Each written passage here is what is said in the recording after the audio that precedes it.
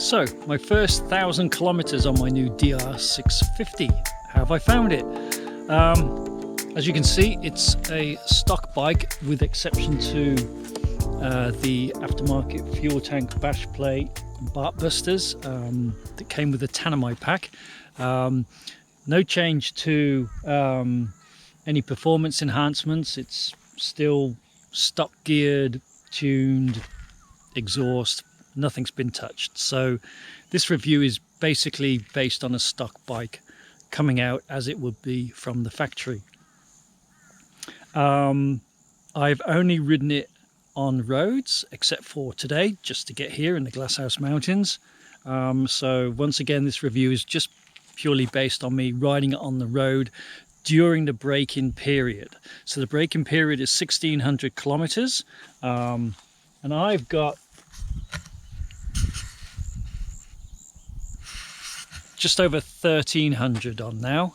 So the break-in period comes in two phases. The first phase is the first 800, where you can only go up to a maximum of half throttle.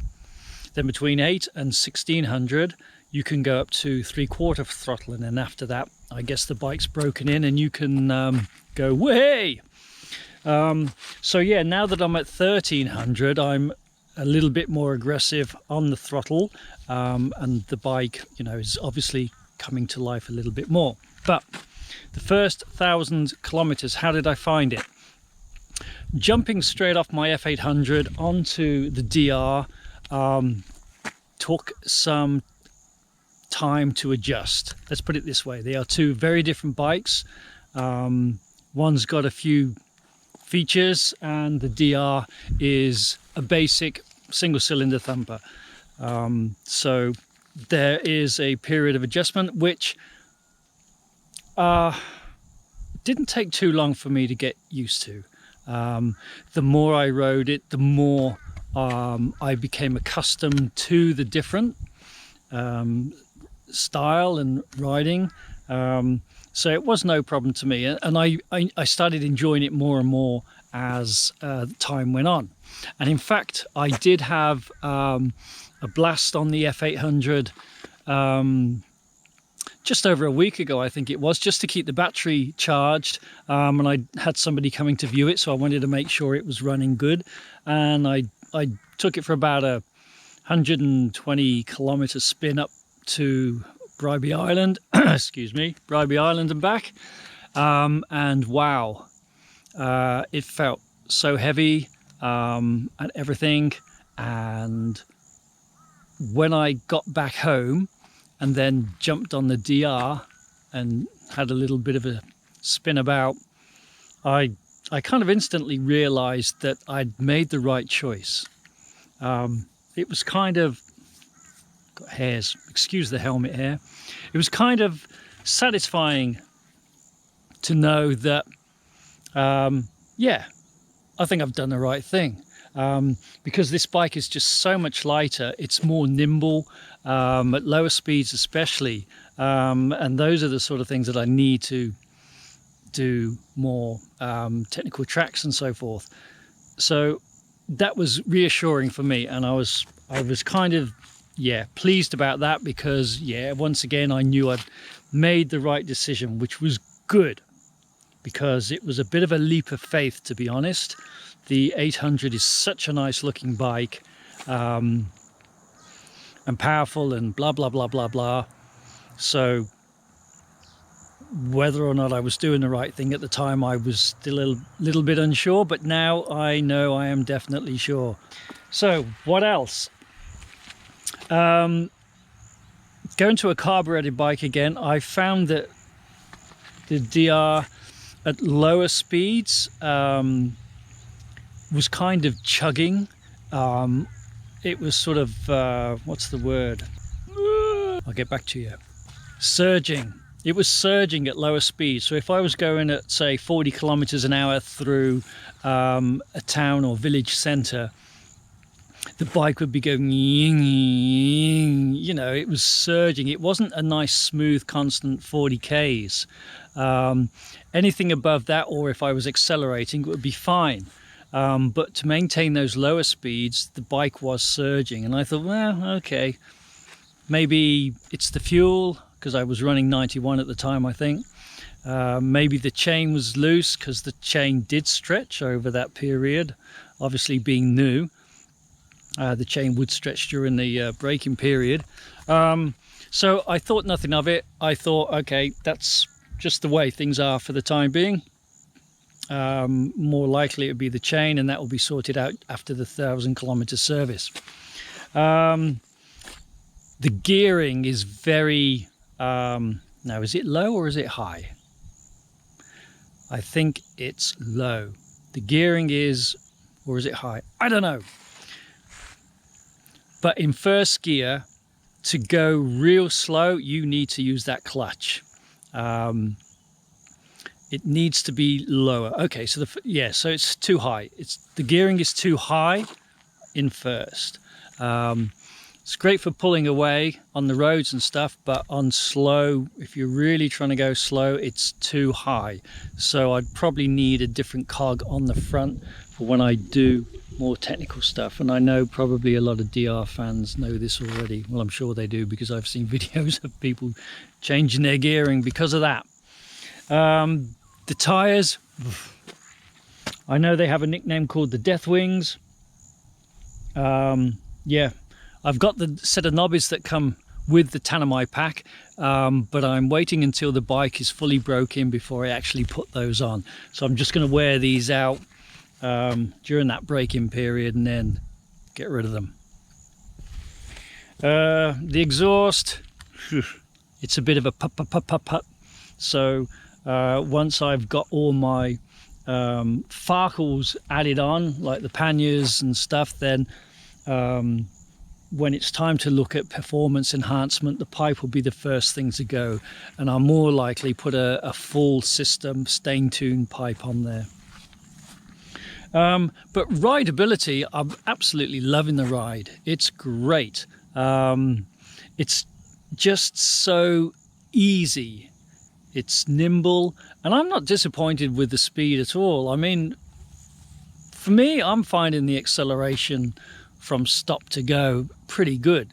And now that I'm riding up at about 100 kilometers an hour, there's plenty of power in there at the moment for me. It's just fine. There's no hassle, no disappointment there at all. I'm really enjoying it, to put it bluntly. It's all good. Now, the one thing I have added is a new seat. So this is a custom seat based on seat concepts, I believe, from a guy up in the Sunshine Coast. I picked this up just the other day, put it on, and so far it's proving excellent. I haven't got a sore ass. It's just really nice, and it's slightly lower, so I've got more of a firm footing when I'm sat on the bike, and your butt kind of sinks into it a little bit, and it's really nice and cushy. So well happy with that. And this surface here, it's really grippy. It's really good. It really makes you feel secure in a seat. And also, I'm not sure exactly what material this is. Vinyl, obviously, of some sort, but it's warm. It absorbs heat really well and keeps your backside warm, which is great. So yeah, great change. The original seat, yes, it is hard, but I was getting used to it after a while. And apparently they do soften up to the point where they collapse. I don't know. But anyway, I did get used to the seat, but it had to go. It wasn't anything that you could ride too long with. So, bleh, it's gone. What else? Talked about the gears, the suspension. Okay, so I'm really light, about 65 kilograms. I'm finding the suspension just right for me. The only niggle I do have is the The front forks are pretty soft, so when you do brake, the front does dive down. And again, everybody knows this if you're in the DR world. So what I will eventually do is put some of those, what do they call them? Come on, I know you're screaming at me. Valves, some sort of valves, aren't they, that go in there, and that apparently helps a great deal. I haven't got the budget yet to start replacing forks and suspension, rear shock or anything like that. That's way down the line. Basic necessities first, such as the pannier racks and what have you. So yeah, the 1,000-kilometer service, had that done a week ago, last Friday, at my local bike dealership. Basically, it was spot on 1,000 kilometers, so I timed that just right.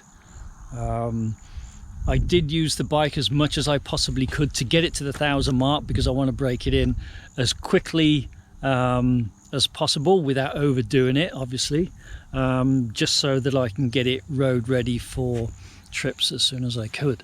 So the 1,000-kilometer service, basically, obviously fluid changes, filter changes, and they also did valve clearances, chain tension, and all the basic stuff. And I picked it up and went for a spin, and immediately felt the difference. There was a big difference.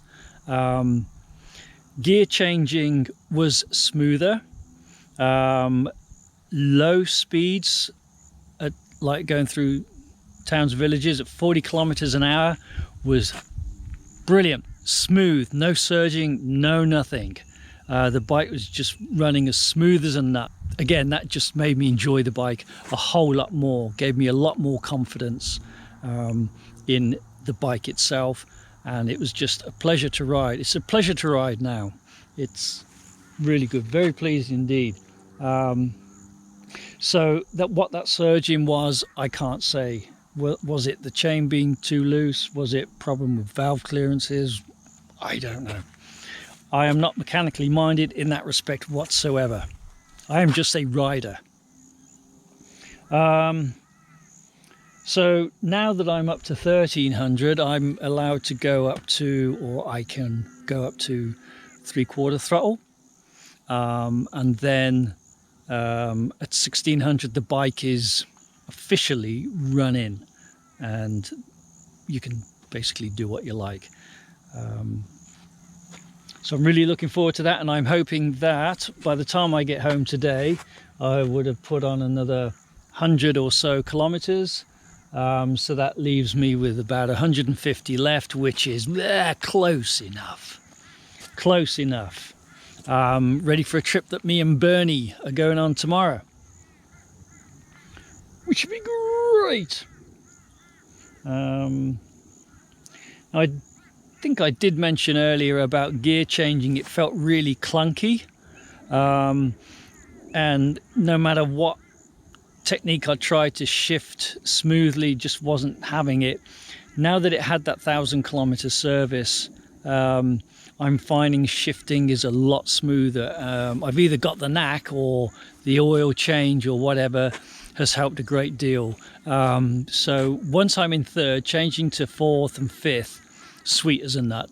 Going from first to second, still a bit of a clunk, and every now and then I can get it going into third nicely. But on the whole, shifting now is a lot smoother. Maybe that's because the bike's running a lot more, and it's had its service, etc., as I mentioned. I'm really looking forward to putting on the racks and everything, and get kitted up and do some adventures and overnighters, camping, etc., out there in the bush. And I do have a couple of discussions on the go with folks for future trips, so that'll be coming up soon enough, one hopes.